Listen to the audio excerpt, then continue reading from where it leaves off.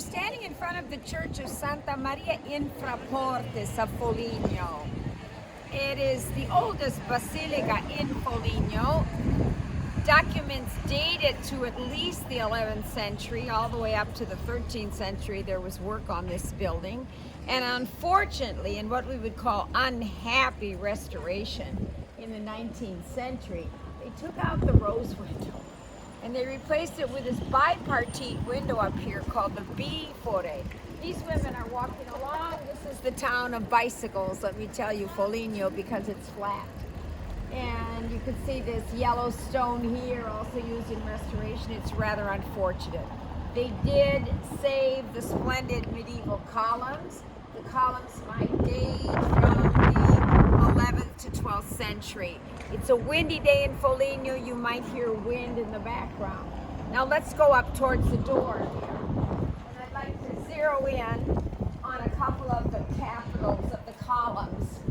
Beautiful capitals sculpted in local limestone. One here, look at the one over there, which is kind of ionic in its form with the rolled wreaths on the side. And this is another beautiful capital here, which would be to the left of the door. And over the door, we have remnants probably from the Middle Ages, probably not Roman. Let's go in.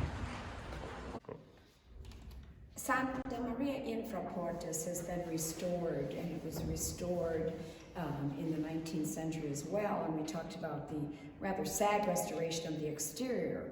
However, there are some gems to be seen inside, and the first we want to see is as you enter the church, first chapel on the left, called La Cavalla De La Sunta, the chapel of the Virgin assumed in heaven, also referred to at one time as the Chapel of St. Peter, is attributed to be the oldest religious structure in Foligno, and it dates from the 6th to 7th century AD. So let us come into this chapel.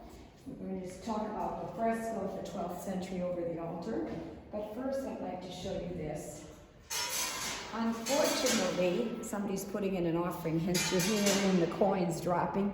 Unfortunately, they painted in black here old cheapo, which means a tomb marker of the altar. And they're identifying it with this unfortunate painting. But we want to see this little gem right here. Unknown artist. We have the Virgin holding the Christ child. And to the left is St. Paul, martyred with a sword, which is his iconographic symbol. And to the right, St. Peter, founder of the church, if you will. I am, thou art Peter, and unto thee I will give the keys. And he was, of course, the first pope. Now we're going to look over the altar. We have a woman over here venerating, praying before the statue of the Blessed Virgin. And she's walking past, actually, one of the old windows, maybe dating to the 11th century, 12th century, a bifore, bipartite window. You can still see also here another bifore, or a bipartite window. And here we see this fresco laying above a statue of Christ. I'm not sure how old this statue is. The fresco is attributed to a follower of Sozio. If you were with me in Spoleto, we observed his wonderful crucifix parchment on wood, Sozio. This was a follower probably of Sozio. And here we have an image of the Blessed Virgin, and she's flanked by Saints Peter and St. Paul. And below her is a tapestry with a strong oriental flavor, something very Byzantine about it. Lions in circles, with exquisite designs around them. A very, very lovely and unusual painting of Byzantine influence to be found in Foligno, the city of surprises. We're inside Santa Maria Infraportas, inside the walls. The name probably is given to the church after the 13th century when they redo the walls of the medieval city of Foligno. And we're going to go up and see a couple of interesting frescoes. You can see that the church was greatly restored. Nothing really is left of its beautiful 12th century 11th century, 13th century edifice. But there are some gems still on the walls. We have remnants on the walls and on the pilasters of frescoes. This is by a famous Foligno painter, Niccolò Alunno, also called Il Liberatore. This is Christ carrying his cross, 15th century. And aren't we lucky that it still remains? Let's go see a couple more frescoes by him. This is another fresco by Niccolò Alunno called Il Liberatore, the Liberator. And this is an image of St. Peter the Martyr. He was martyred, he was a Dominican, martyred, I believe, outside Orvieto in the 12th century. He's always depicted with a knife, the huge sharp knife slitting open his head. St. Peter Martyr, in Italian, San Pietro Martire. There are many frescoes by Pier Antonio Mesastris in this church of Santa Maria Infraportas, and he was a local painter. And he lives between the 14th, he's working between the 14th and 15th centuries.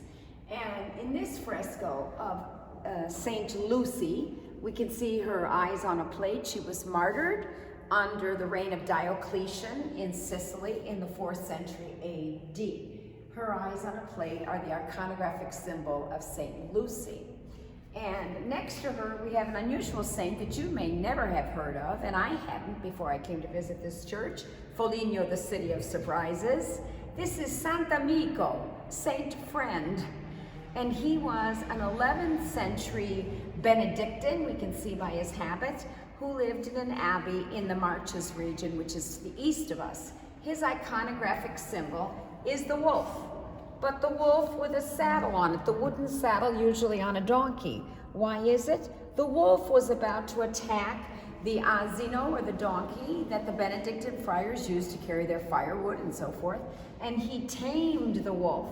He tamed him so successfully that the wolf was substituted for the donkey as the animal to bear burdens for the friars. This fresco might have been done as an ex voto, which is a thanks for a favor received or a request for a favor to be received. It might have been done during an outbreak of the bubonic plague, because San Rocco was often depicted during outbreaks of the bubonic plague, because San Roch from Gaul, from France, administered to pilgrims on their way to Rome. And he also had plague, and he's always pointing to a pustule on his leg. San Rocco by Pier Antonio Mesastris di Foligno. And in front of this image of San Rocco by Mesastris, we have another image of San Rocco. This too could have been an ex voto image. 15th century painting of San Rocco. Fresco here by Ugolino di Gisberto, and he's a local painter of the Foligno school, shall we say, 16th century. But let's look at the Virgin and Child.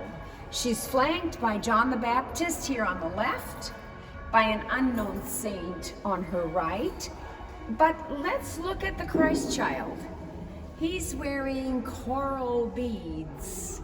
The red beads could be a foreshadowing of the blood he'll shed in his death, but some people like to assume that they're keeping away the evil eye, keeping away the malocchio. If you wear coral, you'll have good luck and no one can put the evil eye on you. So interestingly, there's the Christ child needing to be protected against the evil eye for someone who might be envious of him. And above the Christ child is the Lamb of God fresco in the vault.